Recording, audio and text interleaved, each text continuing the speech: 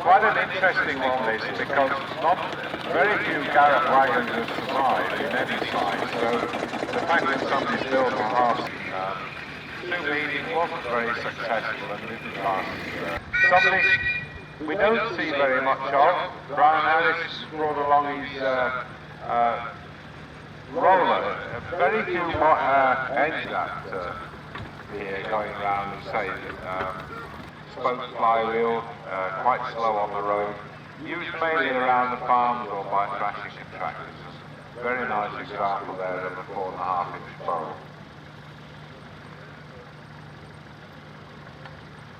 Number 20 is not what it says.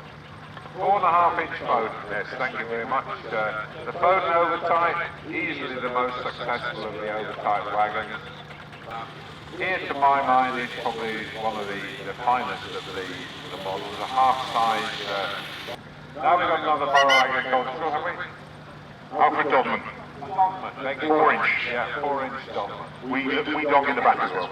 Complete with trailer and living van. Might be up to sleep with your knees tucked up if you get in there, but there we are. No, and we've got a 6-inch Altitude now. Quite a lot of these were built. Modelled, of course, on Royal Chester, which is now become quite an iconic engine in its own right. Mainly as a result of people building these excellent engines.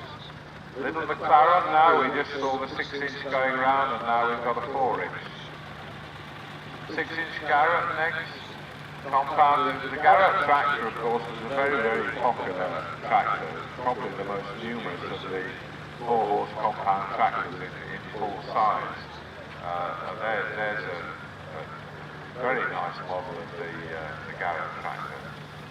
For the 4.5-inch. A barrel, another barrel, agricultural, lovely little engine there. One of the things about these models, as I was saying yesterday, is if you're trying to work out how it all works, these are the people that go and ask, because you can walk over there and you can look down at these, and they are exactly the same as the full-size engine. They're copied off the drawings of the full size, and you can see how it works, and the owners will be happy to explain to you how the thing works.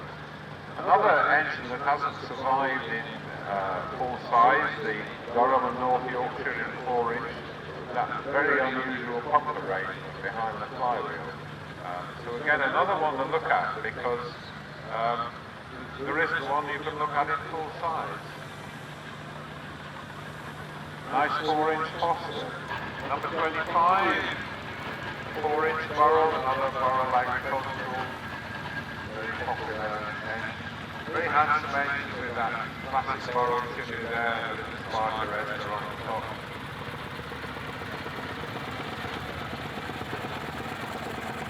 Orange barrel there, another barrel road loco, very similar to the Black Pearl. These, of course, were built with 3 speeds, so they're quite a bit quicker than the other engines. 4.5-inch barrel. Just a nice handy size that to take around. You can put it in the back of a reasonable.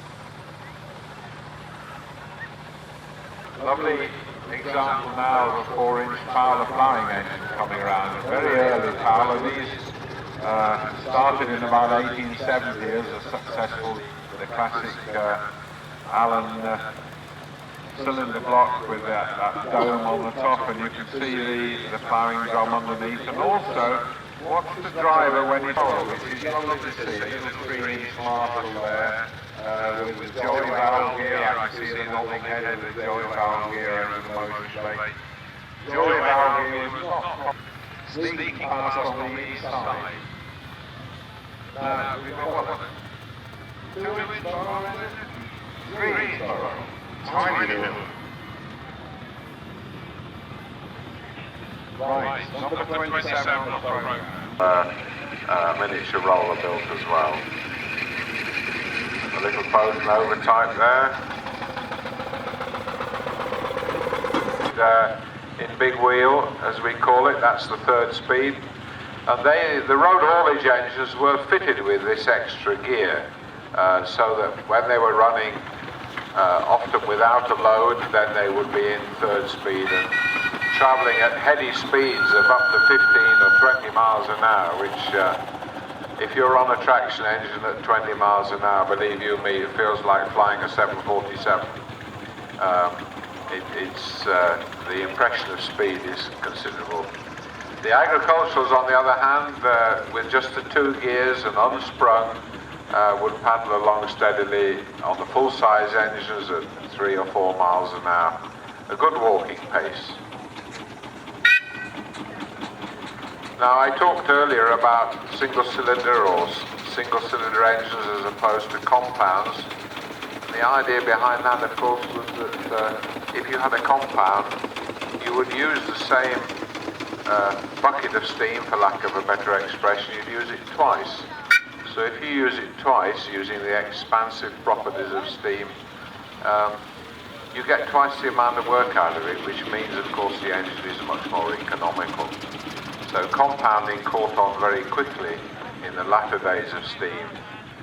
If you got the efficiency of compounding, you need less water, so you've got less water stops and less coal to burn. The road engines, of course, had some fairly rudimentary springing to help them cope with potholes in the road. Yes, there were potholes in the 1920s, and we all know what potholes are today. So, say they were sprung on the back. They also, of course, had a differential, so that they were driving on both wheels and able to get round corners. Quite a lot of the more basic engines didn't have a diff.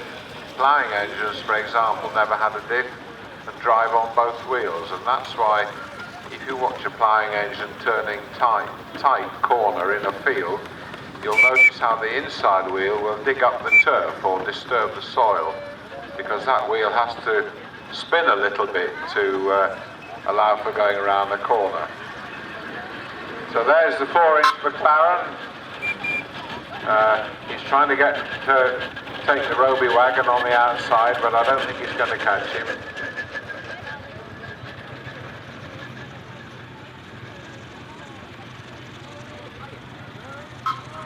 And that really is as good a display of miniature engines as you will see at any rally anywhere in the country. We're pleasantly surprised that the level of noise and disruption from the Vortex cannon wasn't quite as bad as we'd expected it might be a little bit earlier on. So we're going to be joined... I didn't know it had gone off. It did actually go off, yeah. I'm reliably informed it fires a giant donut of compressed air over quite some distance. Sounds like some strange weapon from a science fiction film, to be honest with you. Right, well, I believe you. I didn't hear this very loud bang that we were promised. But we have got... Now, we've got a couple of chaps here who are definitely experts in military hardware, because they got the uniforms. They're more than 25 miles from home and have a briefcase, so that's good, because one of you is going to get my microphone pretty damn quick now, I can tell you. I know a Jeep and I know a tank when I see one, but after that, you're on your own. So, here we go. We get the last of the models out, and then the military vehicles. The military vehicle.